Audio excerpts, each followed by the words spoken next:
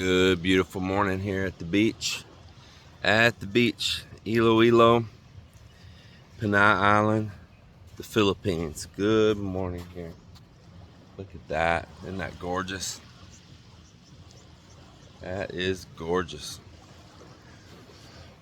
Well, Mel's knocked out. She was out late last night at an event up here in our municipality.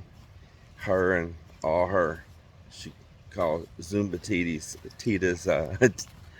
I better re-say that. Her and all of her Zumba Titas.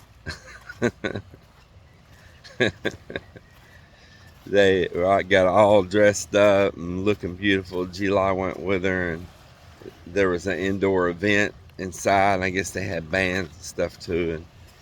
And she went up and had a good time with them. I stayed back here at the casa. She's conked out, and I'm going for my morning walk.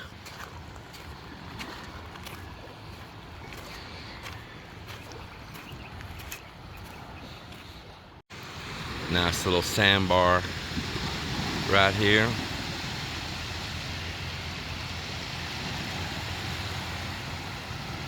Let's look at that shrimp boat going out.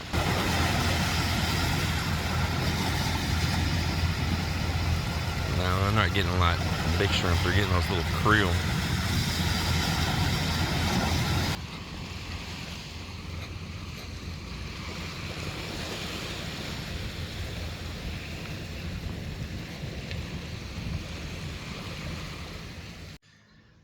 And nice long walk, and then a nice swim. Boy, great Sunday morning, and I hope your morning's going well also. I am enjoying mine. Well, I'm gonna go get dried up. So just got this fish right here, and I want to get it iced down pretty fast, but it is not gonna fit my cooler, I tell you. Thing's pretty long. It's probably about, just guessing here, it's probably about 38 inches long, maybe to the tips of the tail, maybe 40 inches or so, 43. Yeah, pretty nice one. Look at that.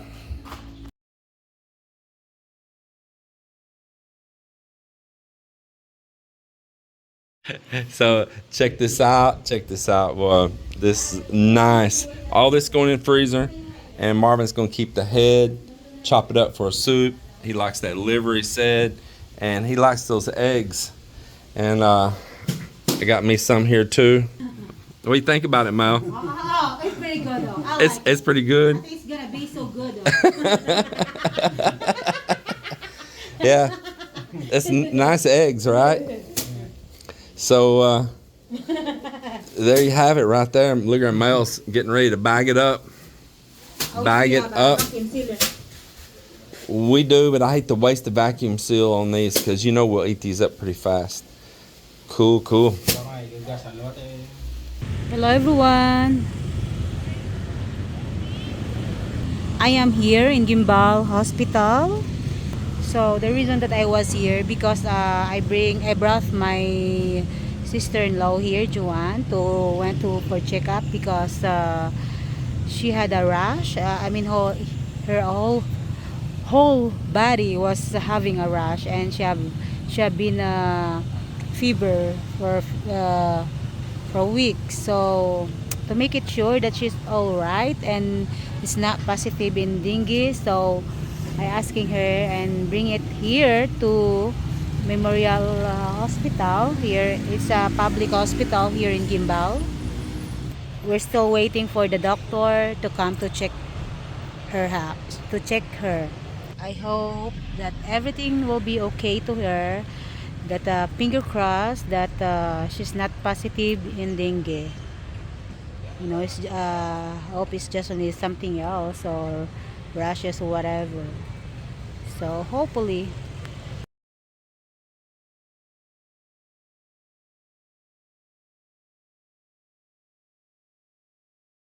Good morning, and James was not around. Him and Cap, they went to the city this early morning because he want to get some reason for his boat, and of course just also go out and chill for a while, because since yesterday Sunday we just stay at home. So those two cows belong with us. So that one is the bull and that one is the young heifer. So it is the young calf that we bought a few years ago, and now it's growing. Um, we have three cows and grazing the green grass here. And of course, it's double purpose. The cow manure is, there's people that come over here and collect those animal manure, and some of it I also use to my garden. Um, so the one cow was over there, that one there. Cloudy morning here in the Philippines, but a beautiful morning still though. It's nice, the air feels good. Hot chicks on the beach. Wow. Yeah, nice. He said, don't leave nothing, just a footprint. Yeah, just leave nothing but a footprint, huh? Wow.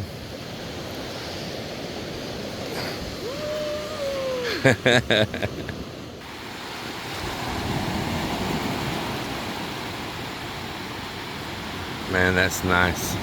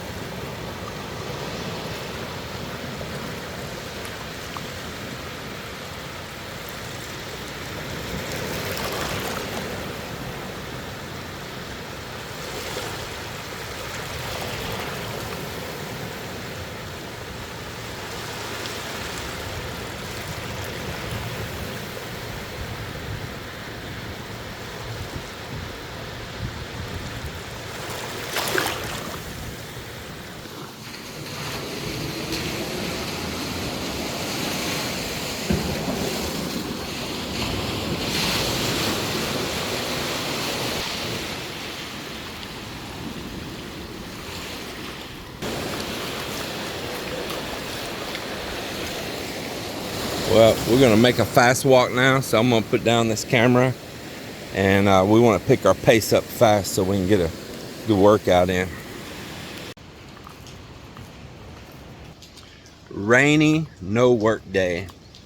Yeah, man, the wind slowed down right now, and there's a little break in the rain, so I thought I'd run out here and hang out with you guys for a minute and check the pond and stuff. Should be water running in it, but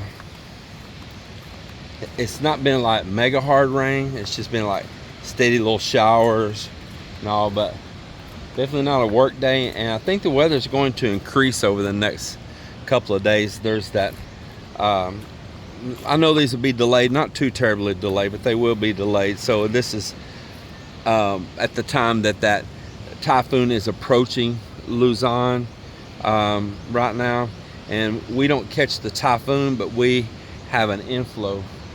That is the south, straight that way. That is the west, and we get a southwest inflow. Usually they call it habagat, or some of them here will call it hanging habagat, because it sticks around for a while, it hangs around for a while. But the monsoon was considered, the habagat was considered over with, but you know, they're never truly over with, because even right now we've got it going on. So the wind stopped at the moment though, but it's just a cloudy day. Now for me and Mel and one of my sister-in-laws, we got in the truck this morning, been in the city, and I've been over in Haro and all. I'll tell you about something. Just all honesty and full disclosure, out of all my years been in the Philippines, I was in and out of the country so much, just in, out, many times a year. I never bothered to go get a Philippine driver's license. But now that we're staying here long stints, I need to. Last time I kind of skated by, and I don't want to be skating by. So today I went and got my Philippine driver's license. Just super easy, because I did a conversion. I didn't have to like go to a driving school and get a driver's license for the first time. I did a conversion. So I went and did medical. Of course, they check your height, your weight, your hearing, your eyesight, all those things, BP, and then they fill out all the paperwork and everything that goes over for LTO. I walked into LTO, went right to the window. I did get lucky and get an expedited deal. There are some quirks in my life that I enjoy. So LTO had me go to their expedited window. They processed me right on through, and within 15-20 minutes, maybe 30 minutes, I had my Philippine driver's license, because I'm doing a conversion and I had the proper kind of visa. All of my credentials matched up for what they want to easily do that. Like, I'm not an advice person to get this information from, but from what I understand, tourists coming in have to be in the country for so long. Listen, I don't want to give information that's not accurate, but I think it's like 120 days or something like that. Y'all spill away in the comment section, because you probably know more than I do. Wow, is that pine needles? Where would pine needles come from?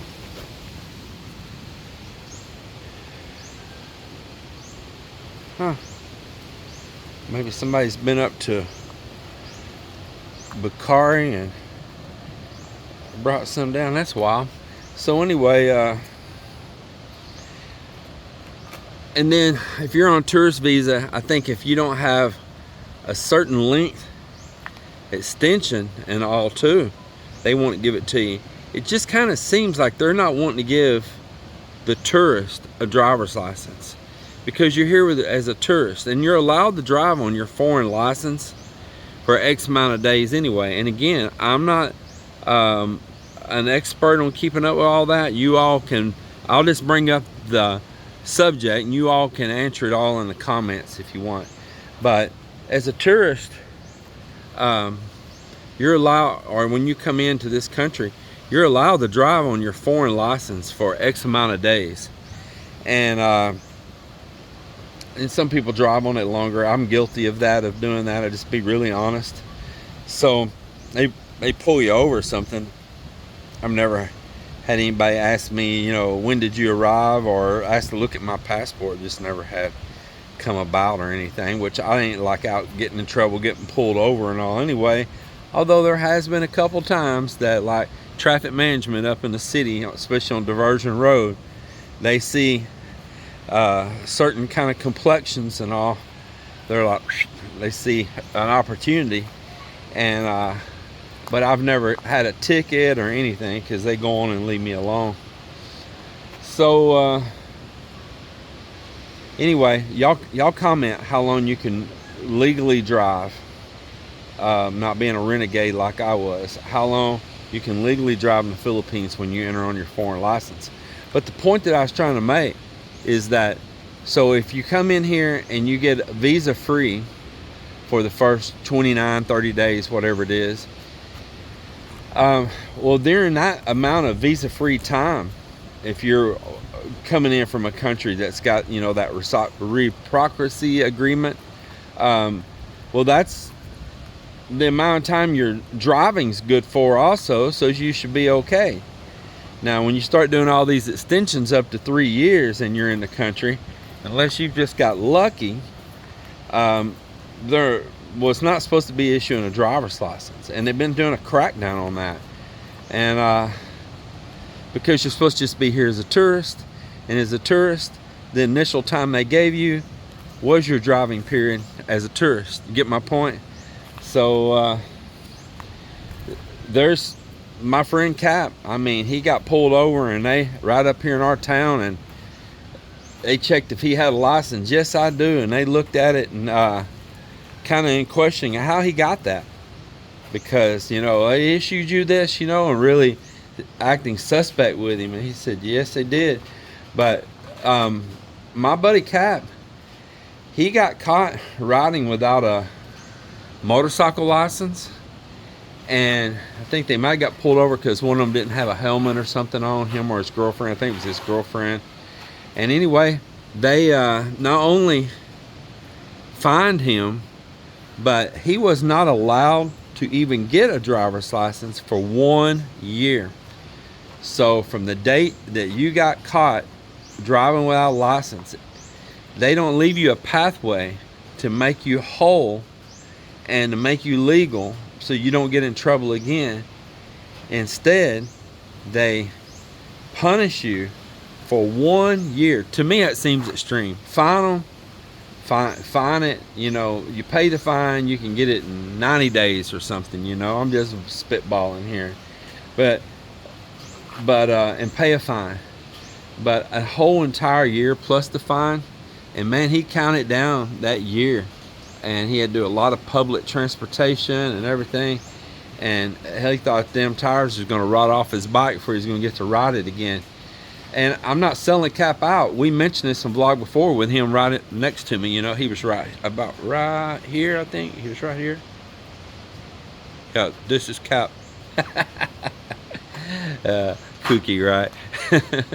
So anyway, 1 year with no license, plus had to pay a fine. So when they pulled him over up here that day and was checking, he was so happy to get it out. Yes, I do. And they're like, how'd you get this? So it's a hit and miss. Some people get lucky, some don't. But I'm not on a tourist visa, so I didn't have to worry about that. I met all the right credentials, and they just put me right on through. Done.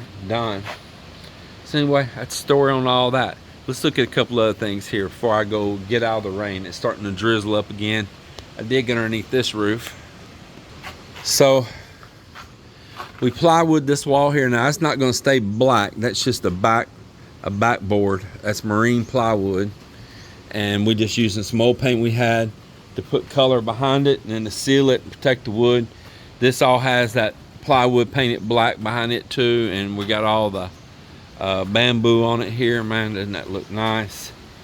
But yesterday they resumed working on where a little frames going down, you see it there, for a little lean-to roof off the side here too. So it's starting to get some rainwater in it. That's probably about 14 inches deep right there right now, and the rain's coming again right now. It's starting to pick up.